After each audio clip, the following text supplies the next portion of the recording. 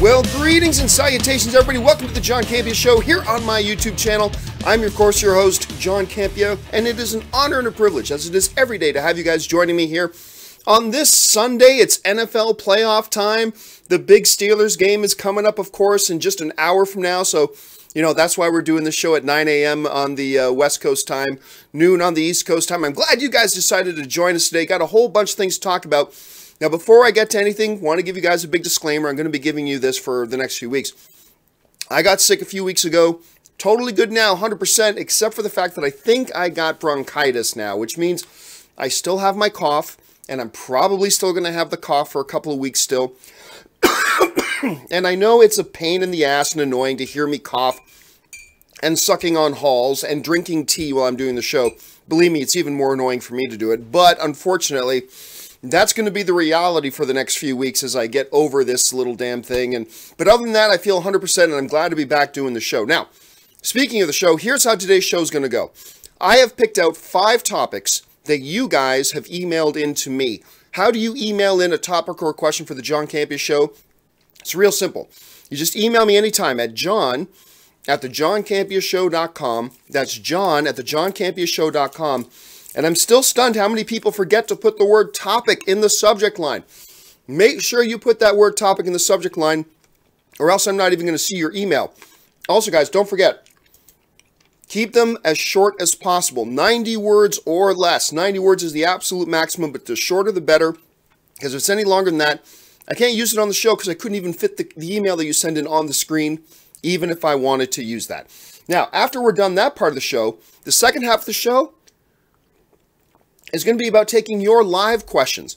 I'm going to start off by taking a couple of live Twitter questions. How do you tweet to me? You simply follow me on Twitter, @John Campea, and just send out a tweet to me, @John Campea. And I'm going to get to 1 or 2 Twitter questions, and then after the Twitter questions, I will go to the Super Chat questions, and that's how you can guarantee you get your question on the shows by using Super Chat. So, pardon me, with all of that out of the way, let's get going with the first official question today. And the first official question today comes to us from Jeffrey McMillan, who writes, I read on Twitter that Sylvester Stallone has confirmed that an Expendables 4 is happening. I thought I heard that he left the franchise. Is it even worth doing another Expendables movie at this point? I love Sly, but he's 71 now. Can people still buy him as an action hero? Well, couple things. Yes, Sylvester Stallone, despite the fact that, like earlier in 2017, it was announced that he left the franchise. He was no longer going to be a part of the Expendables franchise. Well, apparently now he's back, because Sylvester Stallone got on Instagram, I believe.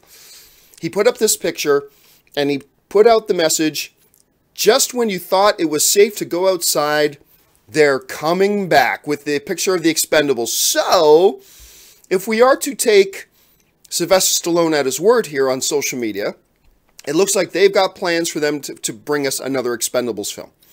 Now, let's start with the last part of your question. At 71 years old, can anybody still buy Sylvester Stallone as an action hero? And to that, I say absolutely. Absolutely. Because I have yet to see anything that suggests to me that we would not be able to buy Sylvester Stallone in an action role. I mean, the last Expendables movie, whether you like or hated the movie, Stallone still comes off as a badass. I mean, he is in better physical shape at 71 years old than any of you watching this show are right now. At my age, a little bit older than me, younger than me, whatever, Stallone's in better shape than all of us. So he looks fantastic. And 90% of it with movies is how do you look. And Stallone still looks like an action hero. As far as a lot of the movement and actions, I don't know. I mean, look, how much of Iron Man do you think Robert Downey Jr. actually does? Not a lot. So how much can you get away with using stuntmen? How much can Stallone still do on his own? He still looks good. Like, I saw a video of him a couple of weeks ago, still working out at home in his little boxing gym at home. He looks crisp. He looks sharp. He looks quick. So, look, until I see something that tells me, oh, wow, Stallone's really slowing down. Look at that. Now it looks awkward. Until I see that, and I haven't seen it yet, I believe audiences can still buy into Sylvester Stallone, including myself, as an action hero. Now, who knows? Maybe Expendables 4 comes out and he looks slow and he looks tired and whatever, and then maybe we'll go, okay, his time is now past. Time for him to do other things. Just focus on the Rocky movies, man. Focus on the Creed movies. Don't worry about doing action. But until that happens, I'm still going to buy into it. The big question to me, though, isn't Stallone. The question to me is, how smart is it from a business point of view to do another Expendables movie? Because look, the Expendables movies have never been big monster hits. But even though like the first one was a modest hit, it has basically gone downhill. Look, I pulled up some figures. Take a look at this.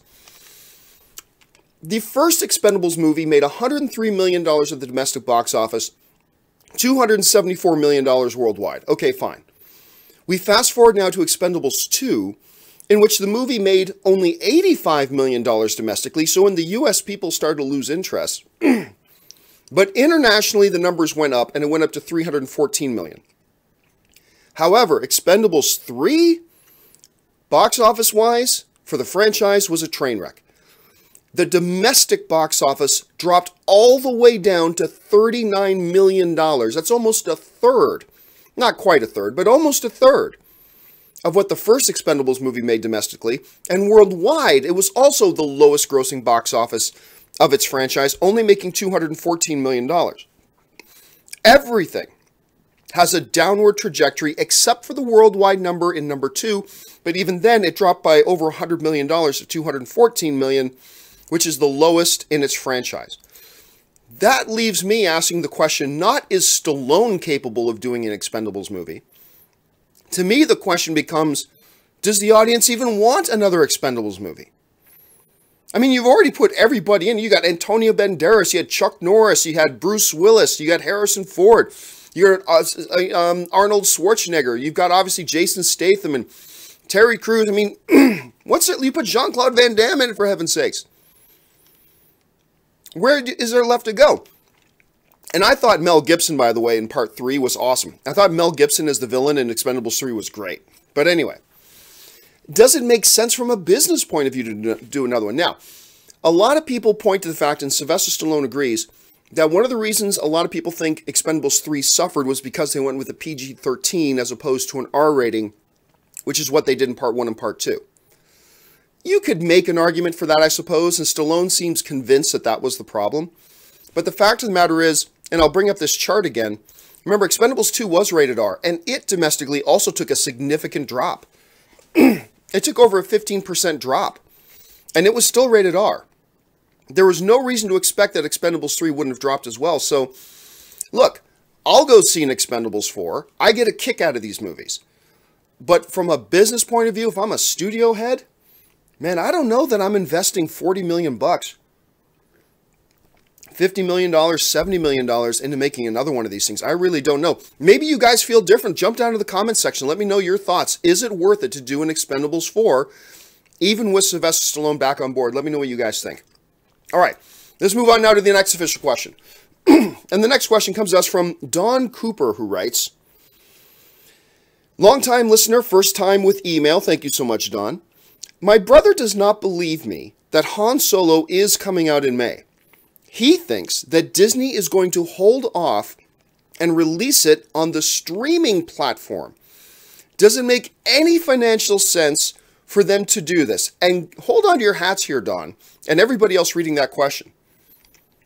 Before you all yell and scream that this is the stupidest sounding thing you've ever heard, that Disney would, not release it in May, not to push it off till later in 2018, like a December date or something, but hold off on releasing it until the streaming service comes out in 2019. Before we start yelling and screaming that that's the stupidest thing we've ever heard, Don, your brother is not the first person I've heard suggest that. I have heard many people suggesting the thought that Disney may want to make a big splash by launching their new streaming service in 2019 with the exclusive original feature Star Wars film Solo, a Star Wars story, only on Disney streaming. your brother ain't the first person to suggest that to me. I have heard several people mention that, and not just fans. I have heard several people in the industry suggest that. Nobody from Disney. Don't get me wrong. I'm not saying I've heard reports that it's moving. No. But just, I've heard people in the industry speculate that perhaps Star Wars could look at moving Solo as a streaming exclusive. There would be some advantages. I mean, look, seriously. You want to kick off your new streaming service with a big bang? You want to make a huge splash and get everybody's attention on your new streaming service? You launch it with an exclusive Star Wars feature motion picture, Solo. I mean, come on, regardless of how dumb you think the idea sounds, you've got to admit, that would make a big splash. It would. Now, that being said, that I've heard several people speculate about that. That being said, that, hey, I acknowledge it would make a big splash. You know, launching your streaming service with an original Star Wars feature film, directed by Ron Howard, a young Han Solo solo movie, sure. But I still don't think that makes sense. I can see there are advantages, absolutely. I concede that there are some people out there smarter than me that thinks that maybe this is a possibility, sure. But from a financial point of view, it just doesn't make a lot of sense to me. On the one hand, let's look at the finances of it. Purely on the finances. Now, regardless of whether you think Solo is going to be a big hit in theaters or, moderate, whatever, I think most of us can agree that the absolute floor, I think the worst that a Star Wars story movie would do at the box office, I think absolute worst we're looking at is 500 million. 500 million worldwide. Now, you can argue whether that would be a good result, a bad result, a mediocre result, whatever. But I think most of us can agree that even with bad projections, probably the worst that a Star Wars movie would do at the box office is $500 million. That's $500 million. Even if you don't think that's very good for a Star Wars movie, and for $500 million probably isn't very great for a Star Wars movie, but regardless, that's still $500 million. That's $500 million you ain't going to get on your streaming service. Because you can put Solo, a Star Wars story, out in theaters and still put it on your streaming service in 2019 and get some attention. You just can't, there's not enough bump. Yes, you'll get some bang for releasing it on your streaming channel, but you're not going to get $500 million worth of bang and pop. Not to mention, there's other Star Wars properties. There's other Star Wars content that you can create to launch on your streaming service if you want. There's no need to wait a year and a half to put out Solo, a Star Wars story and make up that. And the reality is, Solo, a Star Wars story will probably make more than $500 million at the box office. But even at worst case scenario, it makes just $500 million. That's $500 million. And whatever pop you're going to get from launching it exclusively on the new Disney streaming service, it ain't going to make up for $500 million. Let alone, I mean, if Solo actually makes like $700 million at the box office, I mean, you're certainly not going to make up for that much pop. So, while it's not as crazy as it may sound at first, I still don't think it's something Disney was actually considering, ever really considering, and I don't think it's something they're going to do. And while I do think that every day that passes that we go without a Solo trailer increases the chances that we're going to get an announcement that they're pushing it till later in the year, I still right now would put $5 on them launching it in May still. So, there you have it. What do you guys think about that? Jump down to the comment section. If you were the head of Disney, would you roll the dice and launch this Solo movie on your streaming service? Would you wait a year and a half and do that? Or would you put it out in theaters as planned? Jump down to the comment section. Let me know what you guys think. All right. Let's move on now to the next topic. And the next topic comes to us from Patreon supporter George Davis, who writes, "Hey, John. Hope you are recovering well. I am recovering well, except for the cough. Thank you so much. Why is shaky cam used so much in action films?" That's a really good question, as a matter of fact. Is it just because it's easier to film that way and hide the stunt doubles? All right, well, thanks a lot for the question, man. Shaky cam, to me, has been one of the banes of the film fan's existence for a couple of decades now. At some point in history, some cinematographer or director thought, you know what'll make this action film feel really, really action-y? Shake the camera around. Yeah, that makes it feel like action. Now, here's the thing. The idea of shaky cam, at least in a principle point of view, the idea of shaky cam is to accomplish a couple of things. Number one, to try to immerse, the idea is, at any rate, to immerse the audience into the action. That if the camera's moving as the action's going on, it feels more like you're there. It feels more like you're in the action. It feels like you're looking at the action from your point of view with everything moving on. The second thing is, it's meant to give the action a feel of authenticity. That it feels like, ENG or electronic news gathering. It feels like the 6 o'clock news, or it feels like a documentary style. That it makes it feel like it's not fake. It makes it feel more real and authentic. So in principle, the idea of shaky cam during action is to, number one, try to immerse the audience into the action. Number two, give it a feel of authenticity. I get that. And there are even some films, very few, very rare, but in my experience as a film fan, there have been some films that have even used shaky cam quite well and have accomplished those goals of immersing the audience into the action, making it feel more authentic. Yes, yes, yes. It has worked on some occasions. And you can probably think of one or two movies off the top of your head where maybe it was used pretty good. However, to me, as a film fan, 90% of the time, it's just a massive distraction. Even a great movie, like say Batman Begins, right? Great movie by Christopher Nolan. Most of the action scenes in that movie were completely ruined by some shaky cam and rapid editing. That I understand was used to try to heighten the sense of the chaos of the scene and to try to immerse the audience into it. To me, all it did was, oh great, you have Batman doing some really badass stuff, but I can't see it because of the damn shaky cam and the quick rapid editing. It completely ruined it for me. And Batman Begins is a great movie. There are some non-great movies that also do that. And quite honestly, what started to happen over the years is that some filmmakers who just aren't good at shooting action, who found that they don't have the talent, at least that one particular set of skills of talent, to make really compelling, good action on screen.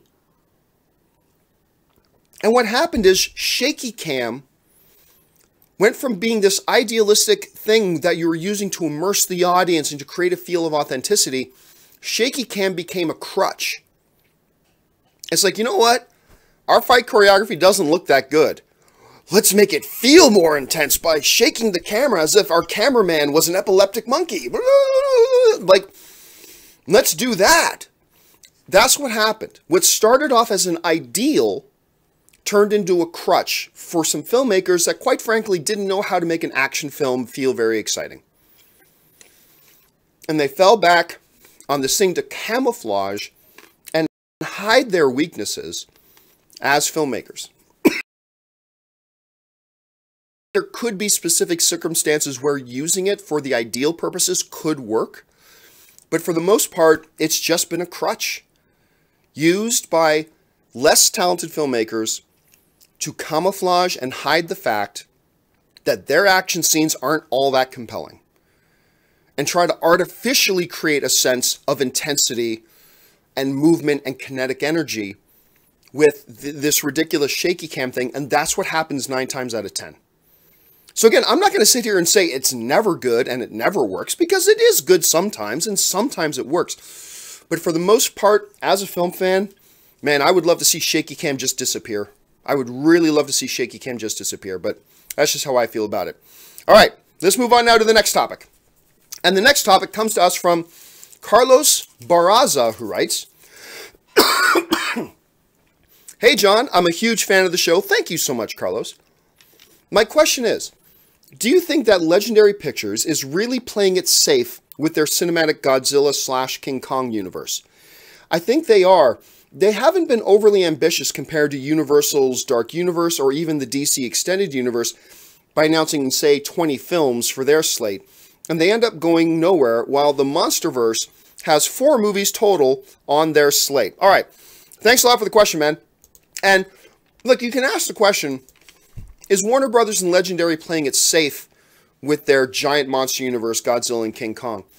I mean, they've only in total have 4 films on the slate. 2 of them are already in theaters and 2 of them coming. Why not take a more aggressive, approach? Like, say, Universal did with their Monsterverse, their Dark Universe. And much, say, like Warner Brothers did by announcing 55 different films and 35 have been announced that they're canceled. They're just playing it smart.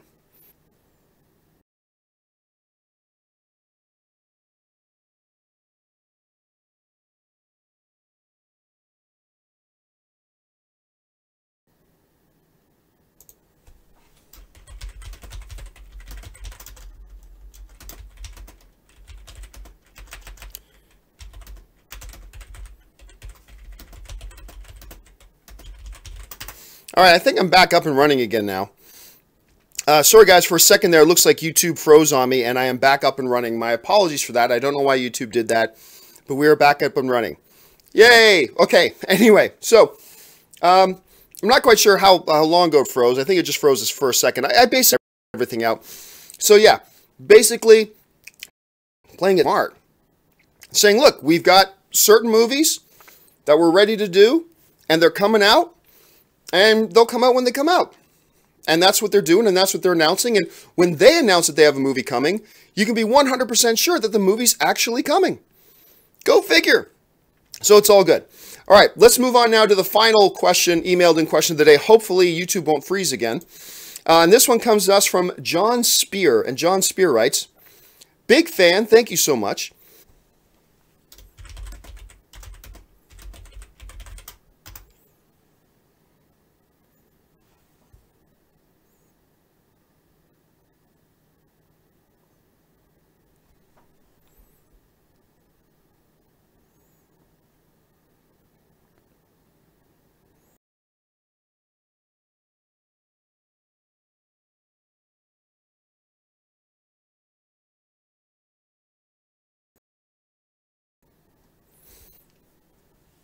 All right, I think I'm back up and running again, so we'll try to keep this thing going. Sorry about that, guys. I have no idea what the problems with YouTube is right now, but apparently the stream is back up and running again, and maybe it'll keep running now. I don't know. We'll have to just wait and see. Okay, anyway, and if it freezes again, hang in there with me. I will bump it again. I'll get in touch with YouTube after this show is done and see if I can get an answer as to why things were going a little bit wonky here. Okay. Yeah, so, would Star Wars consider canceling Rian Johnson's trilogy? Would Star Wars cancel it at this point? After the fact that we've had some backlash from fans, and I still maintain the vast, vast, vast majority of movie fans that I've talked to quite like Star Wars The Last Jedi. But there are not an insignificant number of people out there who, for their own reasons, don't. Nothing wrong with that, perfectly fine. So the question then becomes, could we see Star Wars and Lucasfilm pull the plug on Rian Johnson's new trilogy? Remember, they already announced, even before The Last Jedi came out, that they've got a brand new trilogy that Rian Johnson himself is going to be directing, that he's creating. We've even heard reports that it's going to start shooting in the next few months. Could, with some of this fan backlash, Disney backtrack on that and say, pull the plug on this whole project? The answer to that is no chance in hell. No chance in hell does Disney backtrack on this. And here's why, all right? This is the big difference between, say, a Disney and a Warner Brothers. And you all know I'm a big fan of Warner Brothers. I've got a lot of respect for Warner Brothers. But this is one of the big differences between Disney and Warner Brothers. Disney is not reactionary when it comes to the stuff that they want to do. Disney has their plan, Lucasfilm has their plan, and they have their plan for their reasons that they think are good reasons, and they move forward with it. That's what they do. And before The Last Jedi came out in theaters, Lucasfilm and Disney loved The Last Jedi. Lucasfilm and Disney don't give two squats a piss what other people think of The Last Jedi. The important thing is they love The Last Jedi. They think it's a great movie. Now, you can agree with them or disagree with them. That's all fine. But the important thing here is that the people who the movie belongs to, Disney and Lucasfilm, they love the movie. And we can argue and yell at each other about whether they should love the movie or not. That's an entirely separate issue. And certainly a topic of a lot of debate and discussion. But the fact of the matter is that Bob Iger loves this movie. Kathleen Kennedy loves this movie. The people at Disney and Lucasfilm love the movie. And that's why they were very quick to sign Rian Johnson on for a 3-film deal to kick off and launch this brand new trilogy that he's doing. Now, if this was Warner Brothers, who is a completely reactionary body, yeah, maybe Warner Brothers would then react. Go, oh, wait, fans are saying this, fans are saying that. What? This is, blah, blah. Oh, let's change what we're doing. That's what they would do. And sometimes that's the right thing. Sometimes it is. Disney, good or bad, they have their plan. They stick to their plan. Because in their assessment, regardless of what the audience thought, be it a small minority or a majority, whatever, they love the movie. And they're going to win or lose by their own instincts. It's much like, remember back in the day when it got announced that, when the news first came out that Edgar Wright might be leaving Ant-Man. Remember that? And the audience freaked out. The audience online freaked out. You can't do Ant-Man without Edgar Wright. You all know I love Edgar Wright. I know Edgar Wright. He's amazing. But everybody online freaked out. You can't do it. You can't do it. You can't do it. If this was another studio, maybe another studio goes, oh man, a lot of people are reacting negatively to this idea that maybe Edgar Wright isn't doing the movie. Let's back off, do what Edgar wants. Not that Edgar Wright was asking for anything unreasonable at all. No, he wasn't. But what another studio might have done is saying, let's back off and react, and we'll give them what they want. We'll give them the Edgar Wright thing. No, they had their plan. They knew what they thought was important. And what they thought was important was that Ant-Man has to be changed from what it was originally envisioned as in order to fit into our MCU. That's understandable. Edgar Wright, understandably, was like, well, I've been working on this movie for X number of years. This is the movie I want to make. And if we're not going to make this movie, then I don't want to be involved with it. Perfectly understandable. And so they mutually decided to part ways. That's how Disney, and Ant-Man ended up being amazing. That's how Disney does things. They make their plans based on their own criteria and then move forward with it. They were very confident and based their plans on giving Rian Johnson the ability to kick off this new trilogy because they loved what he did with The Last Jedi. They loved the movie itself, and they have all the confidence in the world in him. And just because there's a certain portion of the fan community out there that didn't like his movie, and that happens, it's not going to make Disney suddenly change their mind or doubt themselves. They're going to go forward and make this new trilogy because they know Rian Johnson's a great director. I mean, even most people who didn't like The Last Jedi will acknowledge Rian Johnson's a great director. You can't watch Brick or Looper and not acknowledge the dude's a great director. He is. So Disney made their plan, and they're moving forward with it. All right, guys. Yay, no more YouTube freezing. Well, wonders never cease. All right, guys. It's time for us to move on to the second part of the show, which is taking your live questions. Again, I'm going to start off the live segment by taking a couple of your live questions on Twitter. If you want to take a chance and fire off a tweet to me at John Campea, just fire off a tweet to me at John Campea. I'll pick 1, 2, or 3 questions and do those, and then I will go over to the Super Chats. You are guaranteed to have your question answered on Super Chat. By the way, I noticed there have already been a whole lot of Super Chats come in, so do me a favor. If you've not sent in a Super Chat already, please do not send in super chats anymore because I want to make sure I get through all the ones that are in here right now.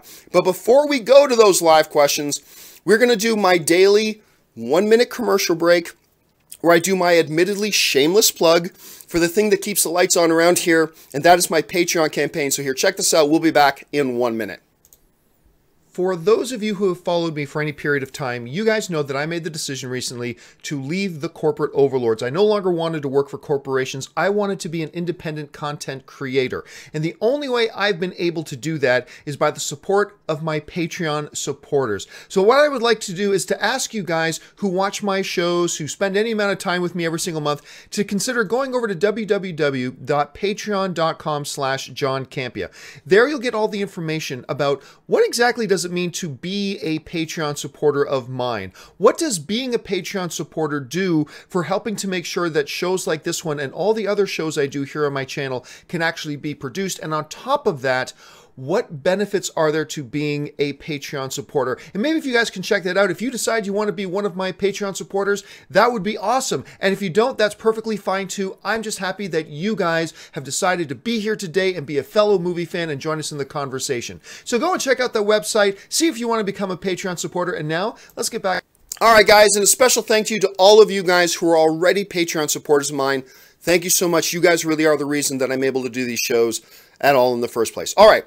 With all that out of the way, let's jump over to Twitter and see what people are saying over on Twitter. And we start off with Mr. Batfleck, who tweets in, John, did Sucker Punch start the Snyder hate? Well, maybe.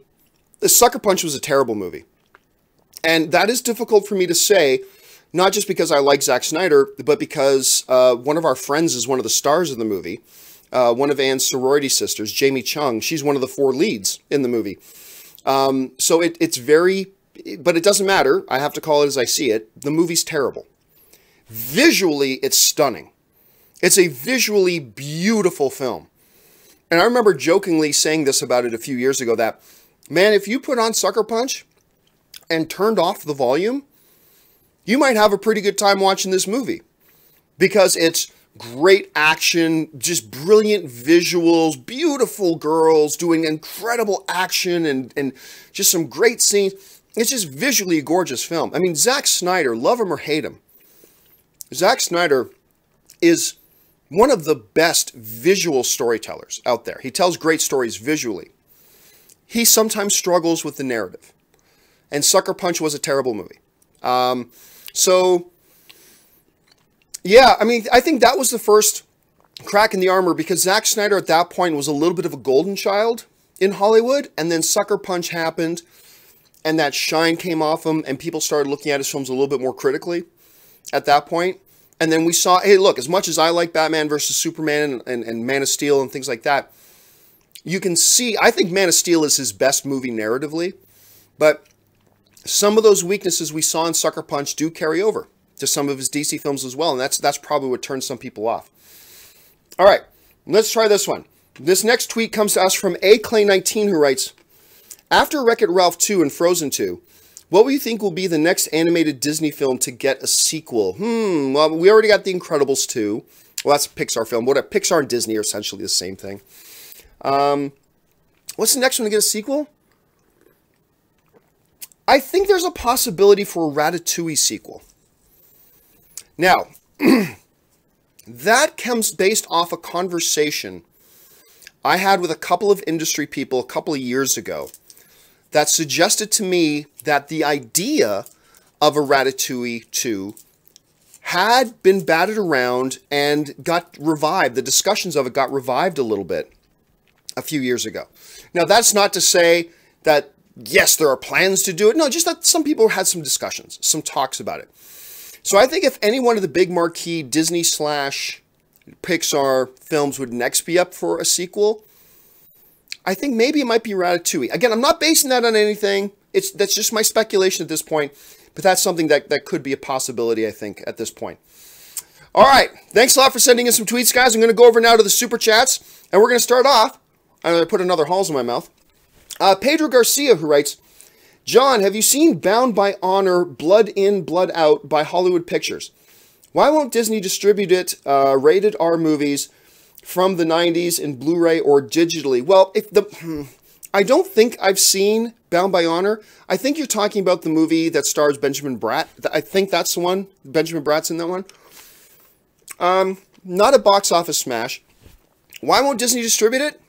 Well, like on Blu-rays, because you actually got to put up money, especially with Blu-rays, more so than digitally distribution, but it costs money to physically manufacture Blu-ray discs, package them, get the artwork on them, produce whatever special features you want to put on them, and then it costs money to physically ship out those discs to stores around the country.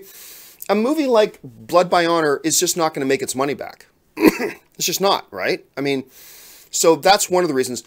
Why not digitally? I don't know. Maybe they don't even think it's worth doing it for the lower cost of a digital distribution. Look, Disney doesn't care if something's rated R or not. They care about making money. And if they think putting this thing out will make them money, they'll do it.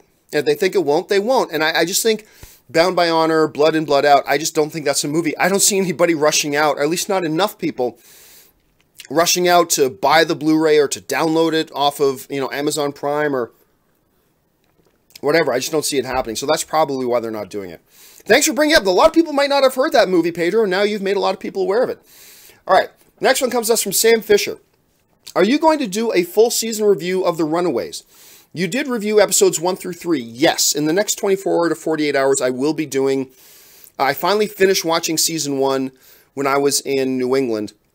So I am going to do a review of my overall review of Runaways season 1. I loved it. I really loved it. But anyway, I'll save the rest for my review. Thanks for asking the question. All right. Ben Rayner writes, favorite Sam Rockwell movie? Thoughts on movie Matchstick Men? Oh, the one he did with Nick Cage. I love Matchstick Men. That's a great movie. Wonderful film. Love that movie. But my favorite Sam Rockwell movie is not Moon. It's not Three Billboards, although I love Three Billboards. My favorite Sam Rockwell movie to this day, and it's maybe cheating because he's not the star of the movie per se, but he does have a prominent role. And those of you who know me, you know what movie I'm going to say, right? Fire it into the chat. Tell me what you think I'm going to say. But here it is. I'm going to say Galaxy Quest. Galaxy Quest is my favorite Sam Rockwell movie by far. And honestly, one of my favorite Sam Rockwell performances. One of my favorite Sam Rockwell performances. Do you know my last name? It's because it doesn't matter because I'm going to die. I mean, I love Sam Rockwell in that thing. And yeah, I'm seeing some of you guys. Max Paff is writing in Galaxy Quest. So yeah, a couple of you guys knew what movie I was going to go with. It is indeed Galaxy Quest. That's my favorite one. All right, let's move on. Dylan Roberts writes, what happened to Logan Lerman? I personally love him as an actor. Would like to see him get more work. Do you think he can make a comeback? I really like Logan Lerman. I've met him a few times. I thought he was a tremendously talented young actor. Even though the Percy Jackson movies weren't great movies, I thought he was wonderful in those movies. I really do. I really thought he could have been the new Harry Potter kid. I thought he could have been. But not that the subject matter, was going to take him there, but still. And I honestly don't know. Now, he was in, I believe, it was Logan Lerman that was in that Brad Pitt movie where he plays a character named War Daddy. I can't remember the tank movie that we all love so much. Anyway, he was quite good in that. I just wonder, now that Logan's getting older, I wonder if he's going to struggle getting older roles. He's a tremendous young actor. Can he come across, now that he's whatever age he's at now, can he come across as a man, per se? And I don't have the answer to that. I don't know if that's yes or no. I just wonder if that might be one of the things that's making him struggle landing more roles, is that he's no longer that kid. Now he's a man. Does he suit certain roles where they're looking for a man to play it? I don't know. It's a good question. I would like to see him make a resurgence because I do think he's got an awful lot of talent. All right. Manuel Fernandez writes, hey, John, glad you're feeling better. I'm glad to be feeling better. Do you think the Disney merger factored into New Mutants being pushed back? I mostly wouldn't worry if it was 3 to 5 month delay, but a 10-month delay? has to mean something is up, right? Not necessarily. I mean, look, what Fox, I mean, obviously, when you push a movie 10 months, that's going to raise a lot of eyebrows. Absolutely. It does for me, too. But quite frankly, the explanation that Fox put out, I kind of buy. Look, I always thought it was odd that they were putting out, I mean, I was happy about it, but I always thought it was odd that they were putting out 3 X-Men Universe films in the same year. I thought that was aggressive. Their official explanation is that, especially when you look at different foreign markets and their release schedule, there was going to be some overlap in some markets of having 2 of these X-Men films out at the same time, and they didn't want to do that, so they thought the best thing to do was to push it next year, or really push it 10 months. And while I have been really looking forward to seeing this movie, and while it could mean that there are problems with it, I've actually heard that they're pretty happy with the movie. I've heard that Fox is actually pretty happy. Does the merger with Marvel have anything to do with it? None. None whatsoever. Why? Because the merger hasn't actually happened yet. There are still some hurdles and things that need to happen before Disney will have any operational input on what goes on at Fox. So while the deal is done, the merger itself has not happened. They have no influence over that right now. I do not believe that the Marvel merger has anything to do with it whatsoever. I just happen to buy the Fox explanation of it right now. I really do. Is it possible something else could be up? It's possible. But at the same time, the explanation Fox is giving does kind of make sense to me. So I buy into their explanation. Personally, I do. Thanks a lot for the question, Manuel. All right. Next one comes to us from Ben Rayner, who writes, thoughts on the American Pie movies 1 through 4. I'm one of these guys. I never liked American Pie. Not even the first one. And a lot of my friends look at me like I'm crazy when I mention that. Because a lot of people I know just love those movies. But not even the first one did I like all that much. I always thought they were kind of overrated. And some of you right now are screaming at me through your computer monitor, which totally fine. That's totally fair. But yeah, me, I just never got into them all that much. So for me, the American Pie movies, no big deal. All right, thanks a lot for the question, man. Beeper5 writes, over or under 40% that the Defenders have a cameo in Avengers Infinity War. Not only will I take the under, I'll take the under. If you made the over-under number 5%, I'm taking the under on that. There's no way. They're not appearing in it. They are keeping these things separate. They have gone to great lengths keeping their Netflix and their movie stuff completely separate from each other. I have seen nothing, I've heard nothing that suggests they're adopting a different philosophy. Maybe there'll be like a newspaper article you see in the background about, you know, the Daredevil or the Hero of Harlem or whatever in a newspaper in the background. Maybe something like that. But actually physically seeing any of the Defenders pop up in Infinity War, I won't say 0 because anything is possible. But if you're even if you gave me the over-under number of 5%, I'll take the under on that. Next one, Emma Wong writes, do you think Marvel will make Wolverine movies along with the X-Men movies within the MCU? Do you think they would do R-rated Wolverine movies? Well, all I can say is, you know, what have we heard from Marvel? Bob Iger has said that the X-Men are going to be in the MCU. At least he strongly suggested that. He also said that he believes R-rated movies can exist in their MCU. You know, what Bob Iger said was, as long as we make sure our audience is aware of what they're getting, I don't see why R-rated movies can't be a part of our MCU.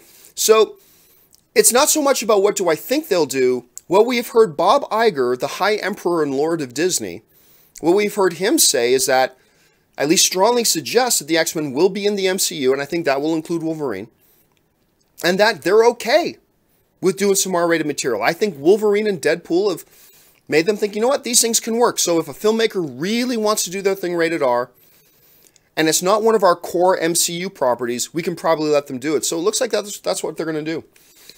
All right, the Batflick writes, for you personally, how does Superman the movie compare to Man of Steel? Well, Look, I prefer Man of Steel over the original Superman movie. I know everybody's getting out their pitchforks and torches. How dare you say that? I'm sorry. I do. I love the original Superman the movie, but I think Man of Steel is better. It's also very difficult to compare the two because the two movies present such different versions of Superman. And versions of Superman that are both better suited to the eras that they came out in. The original Christopher Reeve Superman was the, golly, ma'am, let me get that kitten out of your tree for you, Superman, little Jerry Curl. You know, that's the Superman that the era needed. And that's the Superman we got. Golly, miss, you know. That was that Superman. That Superman doesn't work today. And so with Man of Steel, you got, I think, a much more grounded. Like, what would a man feel like if he realized he was an alien from another planet with these godlike powers and he has no idea what to do with them at this point? He's got one father figure, Pa Kent, kind of telling him one thing. Then he gets this other father figure he finds out he has, telling him something different. And he struggles to find his place in the world. With a perfect moral compass, he believes in doing what is right. But how to manifest the right thing becomes a challenge to him. And I think it was brilliantly done. I will never understand anybody's hatred of Man of Steel. I'll never get it. I mean, all film is subjective, and I completely accept that. But just because I accept it doesn't mean I necessarily understand it. And to me, Man of Steel is a bloody brilliant film. One of my top 10 best comic book movies ever made. But how do I compare them? It's difficult to compare them because they are two different Supermen representing different ideals from different eras, more representing the era that each one of them came out and hit theaters. And that makes it kind of tough and that makes it difficult. But good question, man. All right. Daniel Cabral just sends in a super chat. Thank you so much, Daniel. Nick Smith writes, do you think Seth MacFarlane can make a comeback? I think he's a great comedic actor and director. I would love to see him involved in more movies. Well, what do you mean comeback? He's never went anywhere. Seth MacFarlane right now has just had his hit show, The Orville. I think The Orville's hit and miss. Some of the episodes I really like. Some of them I think are just terrible. But the show's a hit. And he just got renewed for season 2. And Family Guy isn't slowing down. And so asking, can Seth MacFarlane make a comeback? Comeback from what? He ain't never went anywhere. So he's doing just fine. Is he a great comedic actor? I think he's great comedically in sketch comedy. I think one of the worst decisions that he made for A Million Ways to Die in the West, which is a movie he wrote and directed, was putting himself in as the star. I mean, Dennis and I talked about that all the time. I think that was the big mistake that movie made. I don't think he's all that great as a lead male actor. As much as I like The Orville sometimes, I actually think The Orville would be stronger if MacFarlane put somebody else in that role. That's just how I kind of feel about it. Anyway, but don't worry about him coming back. He never went anywhere. Okay, next one comes to us from Orange Hand, who writes, which celebrity would you marry if given the chance? Don't cheat and say no, and I'm sure Anne has one too. Okay, so who would be on my list? All couples have a list. You know the list, right? The list of, you know, okay, if you ever had the opportunity to hook up with this celebrities or these celebrities, you have my permission to do so. Every couple has the list. Anne certainly has her list. I have mine. I think it would come down to one of 3 people. One would be Lupita Nyong'o. From the day that I saw her, I said, that is the future ex-Mrs. Campea. Lupita Nyong'o. Then you'd have to look over at, well, I know who I'm going to put as my number 1, so it's not really even a question for me. But the number 2 for me, because not only is she beautiful and talented, but I have sat down with this woman a couple of times, and she would charm your pants off. And that is Jessica Chastain. Jessica Chastain is one of the most just, charming, personable, incredible people just to physically be around. So Jessica Chastain would be up there. But the obvious answer, for those of you who followed me for any period of time, you know what I'm going to say. Right? You know what I'm going to say. Jump in the thing there and write in who you think I'm going to say. I'll give you a hint. She was married to Ben Affleck. Yeah, Jennifer Garner. Jennifer Garner is my longest standing celebrity crush. Easy.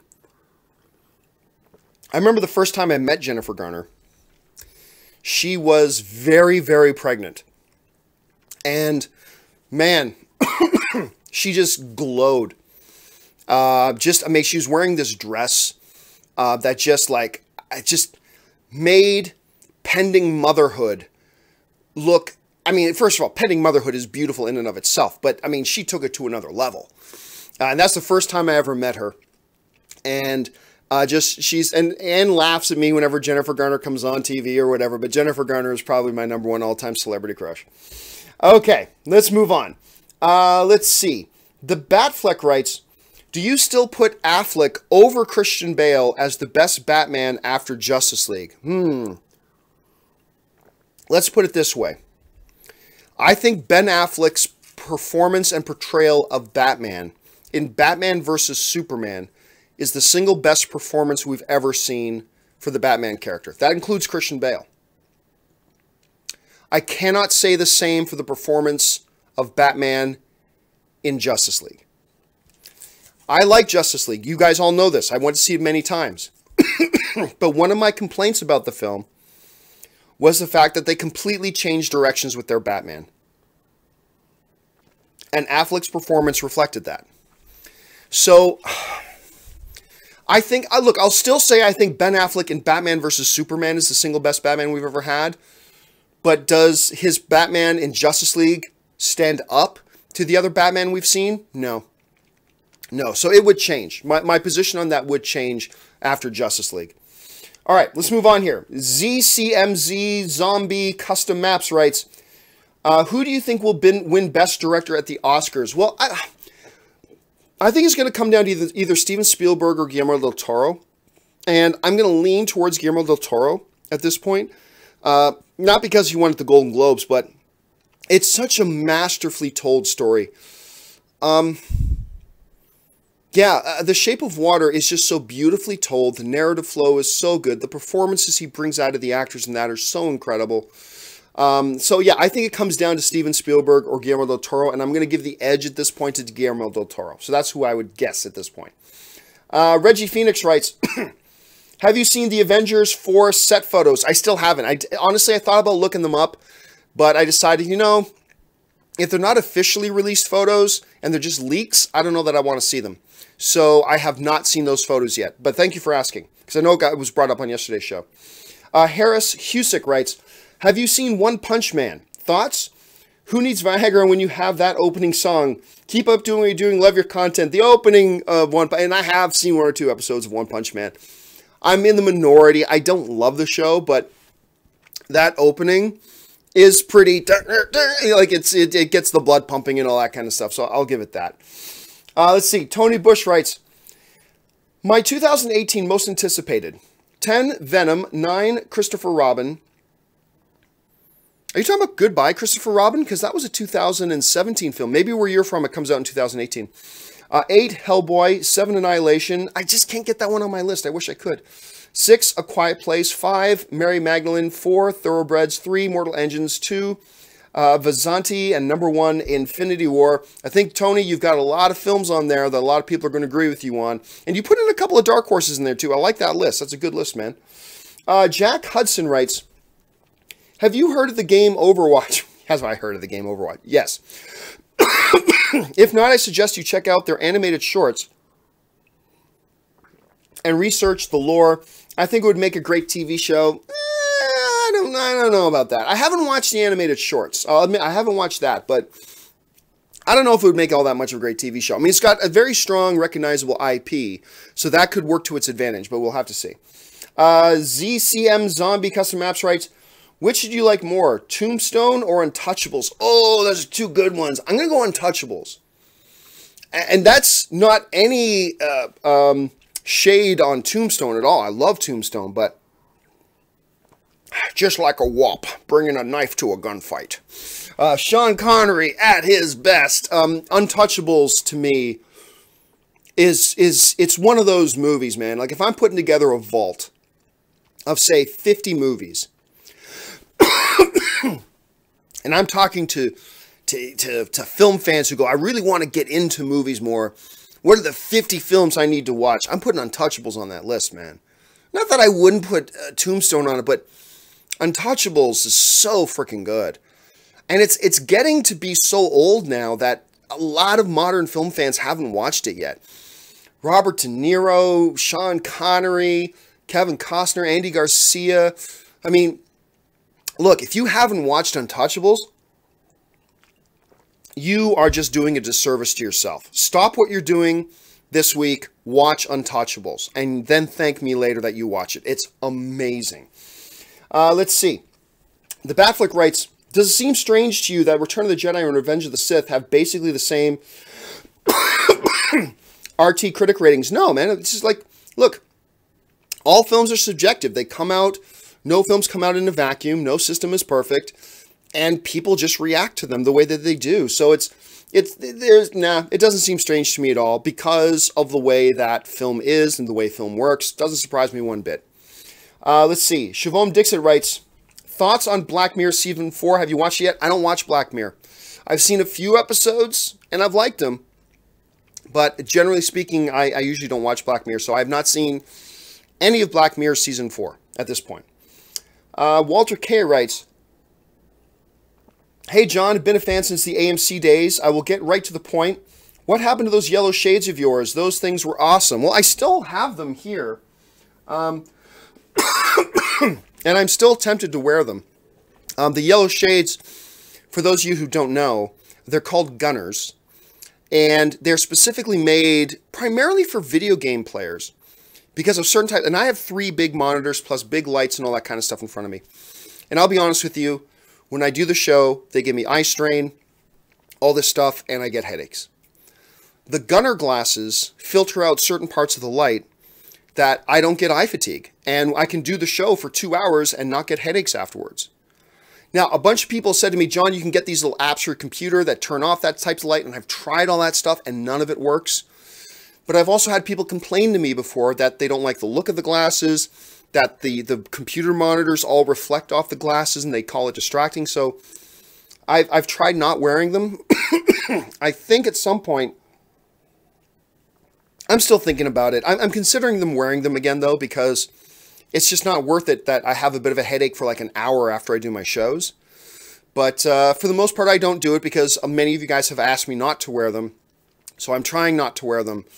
It's not easy, but you know, that's what those glasses are. And by the way, if you play a lot of video games or work in front of your computers for a long time and you have big monitors, I highly recommend, they're called Gunners, Gunnar. Look them up. You can often find them on sale, and they're good to have. I recommend them. They've worked for me. All right. ZCM Zombie Custom Maps writes, have you checked out Killing Gunther and the Killing of the Sacred Deer yet? Well, I'm familiar with Killing Gunther. Is the Killing of the Sacred Deer some kind of subtitle to it, or is that like a sequel? I mean, Killing Gunther, the Arnold Schwarzenegger film, a lot of fun. A lot of fun. The Killing of the Sacred... I'm not quite sure what it is you're talking about with Killing of the Sacred Deer, though. Is that a separate film? Is that like a follow-up? Fire me off an email and let me know what you're talking about, so maybe I can address it a little bit later. Let's see. Chris Warden writes, hey, John, happy playoff football Sunday. Thank you so much. Where do you rank the 2001 film Final Fantasy: The Spirits Within as far as a good, bad video game movie? Bad. Gorgeous, especially at the time. Like, that kind of animation at the time when that movie came out, stunning. Stunningly beautiful film. Just gorgeous, but it's not that good of a movie. It's a lot like Sucker Punch in that way. Gorgeously beautiful, not very good movie.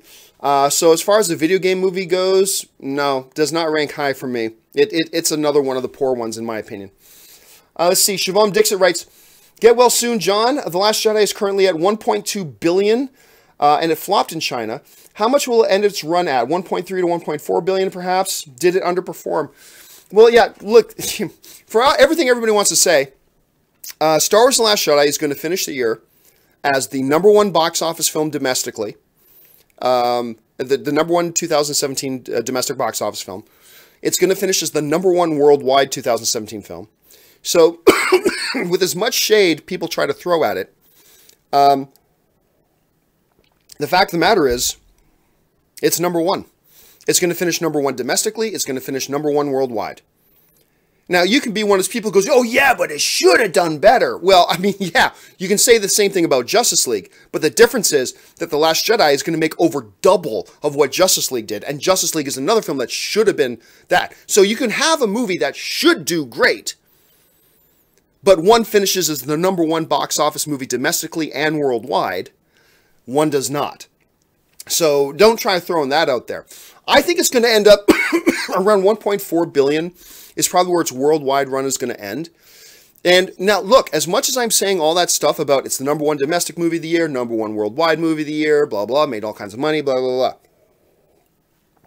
It is a fair criticism to say it underperformed. Yeah, you can say that. Yep, that's a totally fair criticism. There's nothing to reply back to that with. If you want to suggest that Star Wars The Last Jedi underperformed as far as, compared to what its potential was, because its potential was a $2 billion movie. I always said it was never going to make as much money as Star Wars The Force Awakens. There were just too many other special circumstances surrounding that. It was never going to do it. Could it possibly have hit $2 billion? Yeah, it had that potential. Is it going to fall short of its potential? Yes, and by definition, that means it's underperformed a bit. The difference here, though, is this.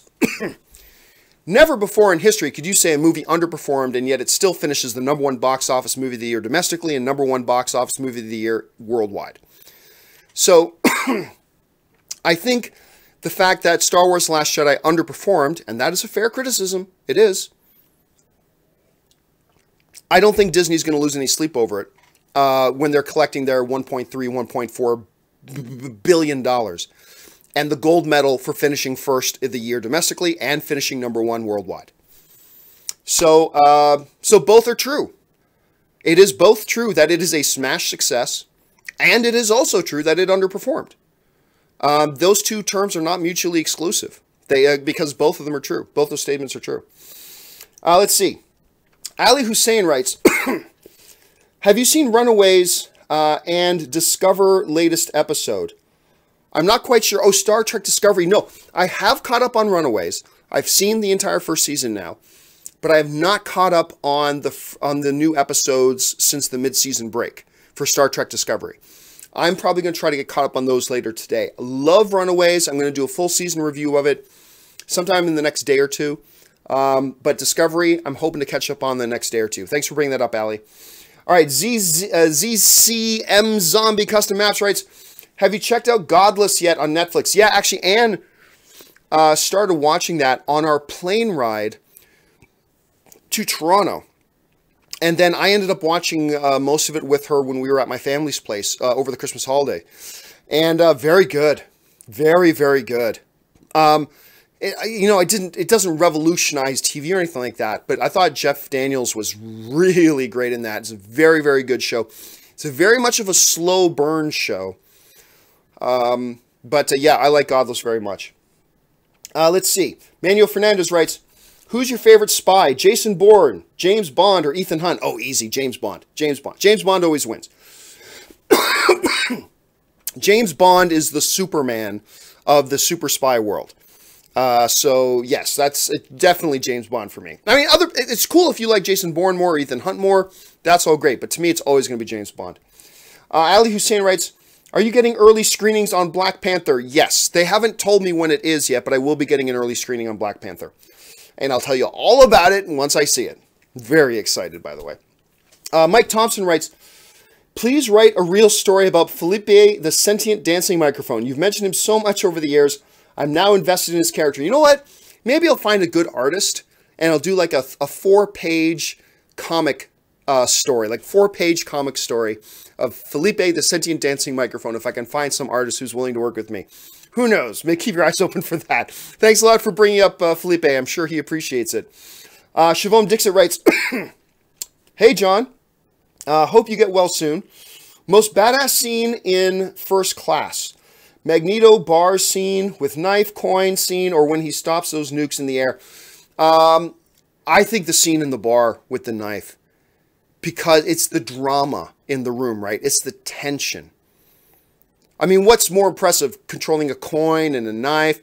Or stopping all these missiles? Obviously stopping the missiles, but the drama of the scene in the bar is what takes it to the next level for me. So I'm going to go with that scene. That's mine. Both are great scenes, though. Haskell 420 writes, Hi, John. Last night, Stars started replaying Spartacus Season 1. It's also my top 5 all time. Have you seen Andy Whitfield video diary on Netflix? Be Here Now. It's when he got sick during filming till death. Beautiful, heartbreaking, and many man tears. No, I have not seen that stuff from Andy. Here's my story, not that you're asking for it. Here's my story with Andy Whitfield. Back when I was with AMC, we threw our first big party at Comic-Con. And we co-sponsored the party. The Stars came on board with us, and Spartacus was one of the co-sponsors of the party. So it was our party and Stars, and we did this big party together. And they had all the cast there of Spartacus. And Andy was there. Now, Andy had been off the show because he got sick. But they said he was in remission. So there was even some talk going around that he was going to come back for the following season. So Andy was at the party. And I had a chance to stand around and talk with Andy for a while. And just tell him how much I appreciate his work on the show. And just like his courageous battle was so inspiring and all this kind of stuff. And Anne came in and got some pictures with them. And just a sweetheart of a guy. And a really good friend of mine. Her name's Erin Cummings. And Erin, she plays Spartacus's wife in the show. And Erin was also in my little movie called The Anniversary. Erin is just amazing. She's an amazing woman. Has her own struggle with cancer going on right now. And she's kicking its ass. But she just adored Andy. She adored him. Just thought he was one of the most beautiful human beings. And it was just weeks after that party when we heard he was in remission. He's doing well. He's feeling healthy. Maybe, and everybody's talking, maybe he's coming back. It was just weeks after that that we heard the news that he had taken a turn for the worse, and then shortly after that died. And it was just heartbreaking. Just heartbreaking. So, no, I have not seen that video diary of Andy, but thank you for bringing it to my attention. I didn't even know about it, man.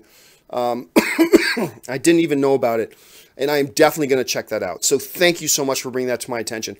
And guys, if you haven't seen the TV series Spartacus, get through the first 3 episodes. The first 3 episodes are admittedly some of the worst television ever produced in history. But if you get past those first 3, you get into some of the best television ever made in television history. So if you get that chance, do that. Thanks a lot for bringing that up, Haskell. I really, really appreciate it. Matt Thompson just sends in a super chat. Thank you so much, Matt. Johnny Oseguera writes, Hancock made a profit. Should they have made number 2? You know what? They wanted to make number 2. And there were plans for number 2. They wanted to make a franchise out of that. Now, look, Hancock was pretty good the first 2 acts. The third act kind of fell apart, yes. But overall, I still liked it. I got a kick out of the movie. I would have liked a Hancock 2, but I think it's far too late now. I don't think you're going to see them come back and make another one of those. So, but I thought they should have made one. Yeah, I'm with you on that. Prince Sarma writes, Hey, John, what's the deal with Sebastian Stan saying Hugh Jackman coming back as Logan for the MCU? Did Jackman not say he was done with the character? Honestly, I have not heard Sebastian Stan say that. So I'm sure you're not lying. I'm sure that is reported somewhere, but I have not heard that. So I'd have to look into that and check that out. But if he did say it, I think he's incorrect. Because he did say he was done. He said, Hugh Jackman said he's done. Let's see. Oh, I see a bunch of you guys still sent in super chats, even after I said don't send in any more super chats. Okay, I'll see how many I can get through here. Lincoln Johnson writes, hey, John, with Disney buying Fox, does this include rights to the original trilogy? Could we finally see a release of the original trilogy on Blu-ray? As I've said many times before, Lincoln, I don't think so, because I believe that George Lucas probably built that into his contracts. Again, I don't have any proof of this, okay? I don't, but as far as George Lucas is concerned, the new versions of the original trilogy are the definitive true versions of the movie, according to George Lucas. And I believe that when Lucas signed over Lucasfilm, it was probably in the contracts that the way Star Wars, the original trilogy, is now, is the only way it's ever released.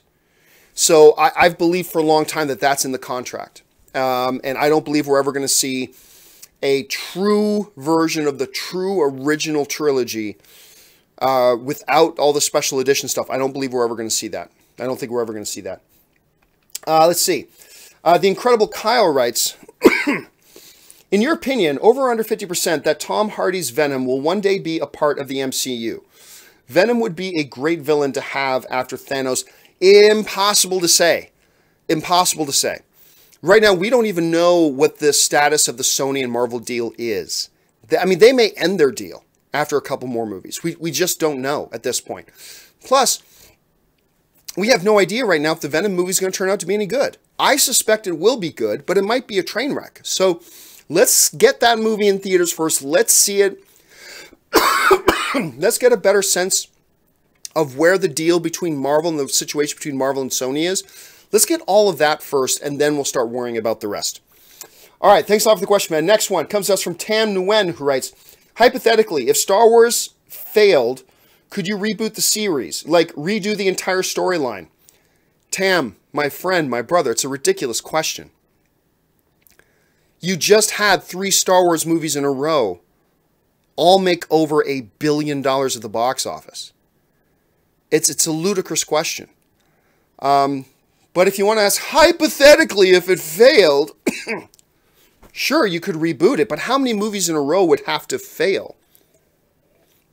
How many movies in a row would have to only make, like, say, $400 million at the box office or $500 million at the box office in order to call them failures? And then how many of those in a row do you have to have before you do it? I mean, it is a ludicrous question at this point. It's not even worth considering at this point. Considering every single movie, like, put this in perspective. The DCEU, which I enjoy and I like, none of them have hit $1 billion at the box office. Not one. Not even their most successful ones have come anywhere near $1 billion at the box. Actually, none of them have even hit 900 million. Star Wars, the last 3 have made over $1 billion. So I don't think we are even in the ballpark of discussing restarting or rebooting the Star Wars universe at this point. Siobhan Dixit writes, favorite Final Destination death? Tanning beds for me. Siobhan, I'd have to sit down and think about it. I'd have to sit down and make a list, because it's not. Look, I've never watched any Final Destination movie more than once. I've liked a couple of them, but not enough that I went back to watch them again. So I couldn't pull off the top of my head what my favorite death would be. I do remember the tanning bed death one. That one was pretty cool. They've had several very cool ones in the series, but I would have to actually sit down and think about that. I can't just pull that off the top of my head, unfortunately. Ben Rayner writes, are you planning on doing a show tomorrow on Martin Luther King Day? Yes, I am planning on doing a show tomorrow. I will be here doing the show tomorrow, 10 a.m. Pacific Standard Time, 1 p.m. Eastern Standard Time. Make sure you guys come back and join me. Chris Martin writes, favorite film besides Star Wars Episode 9 that is Disney to see in 2019? Mine is Lion King. I don't know. I'd have to sit down and make up a list and see the list of what the films are coming out in 2019. So, off the top of my head, I can't say. I just don't know at this point. I'd have to look at a list to be able to give that answer. But thanks a lot for asking, Chris. Those are certainly 2 very big ones, Star Wars Episode 9 and, of course, Lion King. Those are ones I'm definitely looking forward to. Puneet Singh writes, you missed the last 2 super chats I sent. Just letting you know, love your work. Do you think it is fair for people to ask for cuts/versions of movies which were never made, like Zack Snyder's Justice League or Edgar's Ant-Man. Well, Punette, I have gotten every single super chat, and sometimes though super chats get sent in late. Like I noticed you sent yours in late after I said no more super chats. But when they have come in, I've always done separate companion videos. So double check those separate companion videos, because I always make sure that super chats that get sent in do get answered. As far as the question of, you can tell I ran out of halls now. I'm starting to cough more. As far as do I think it's fair for people to ask for different cuts and versions, there's nothing unfair about it. But it makes no sense to me. The movie is the movie. The movie that comes out is the movie to me, in my opinion. But is it fair to ask? I don't see why it would be considered unfair to ask. It may be unrealistic to ask. Maybe sometimes it's silly to ask. But is it unfair to ask? I don't know. I don't think I'd call it unfair. Even if I think it's ridiculous sometimes, I still think it's fair to ask. Nothing wrong with asking. It'd be different if you're demanding, like, the whole fucking stupid petition to release Zack Snyder's cut of Justice League. That's ridiculous. But it's certainly not ridiculous to ask or to say as a fan, hey man, you know what? I'd like to see that cut. I don't think there's anything wrong with that. I might think it's silly sometimes. I might think it's pointless, but it's certainly not unfair to ask. Demanding is different, but no, I don't see there's anything wrong with asking. I don't think it's unfair. Toonie2 writes, why do we hear nothing from Lucasfilm anymore? No Obi-Wan, no Solo trailer, nothing. Lucasfilm has a movie in theaters right now called Star Wars The Last Jedi, which is the #1 box office movie both domestically and worldwide of the year. Or it's about to become the #1 worldwide domestic film of 2017. What do you expect? You expect them to put out press releases every week, Toonie? Look, no Obi-Wan. Well, who cares? I mean, they'll announce Obi-Wan if Obi-Wan happens when they're ready to do it. So I don't really care about that. The one interesting thing is the Solo movie. When are we going to get something from Solo? That's the big question. We've talked about that ad nauseum. So that's the big thing. But I don't know what we're expecting from Lucasfilm. Are they supposed to be putting out a press release every week? I mean, so everything's fine. Don't worry about it. Alan Jensen writes, Man of Steel is tone-deaf, violent crap. Yeah, I think you're blind. I mean, look, you're entitled to that opinion because film is subjective. Your opinion is every bit as valid as mine. From your perspective, you think Man of Steel is tone-deaf, violent crap, and I think you're blind. I think you saw a different movie than I did. I think the movie is gorgeous. I think it has incredible character development. I think it tells a wonderful, very human story about a man who's very much not human. I think it's just a beautiful film on every level. And you can look at it and see it how you see it, and that's fine. That's the beautiful thing about films. We all get to have different opinions.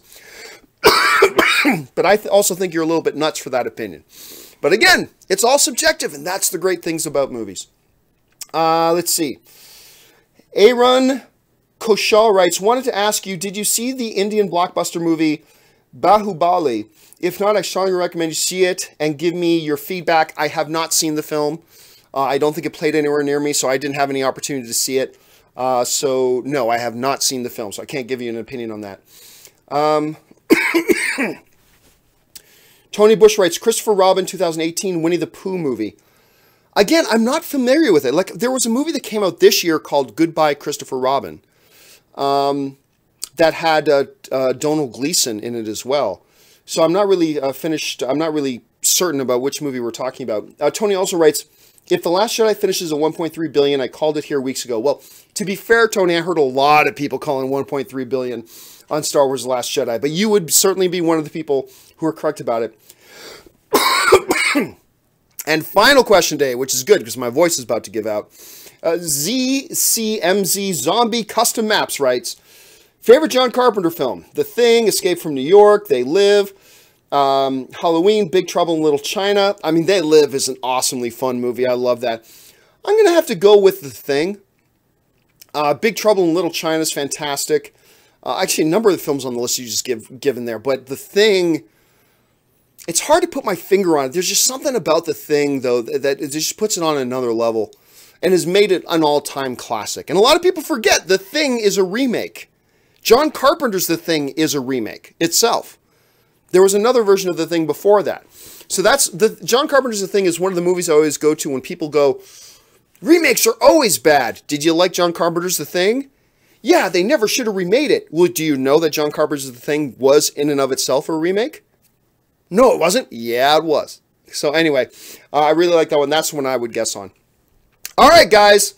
That will do it for this installment of the John Campea Show. Thank you so much for joining me today. Listen, don't forget, we're all film fans here together. Jump down to the conversation below. Leave your thoughts and opinions on any or all the topics we discuss here today. Have over 100,000 subscribers right now. Actually, I think we just crossed 110,000 subscribers. Thank you to all you guys, but we got room for lots more. If you're not a subscriber to my YouTube channel, click that subscribe button and follow our videos here. Make sure you click the thumbs up button. Follow me on social media simply at John Campea. And once again, guys, do me a favor. Check out my Patreon page, patreon.com/John Campea. Get all the information there about what it means to be a Patreon supporter, and maybe you'll become a Patreon supporter too, which would be awesome if you did.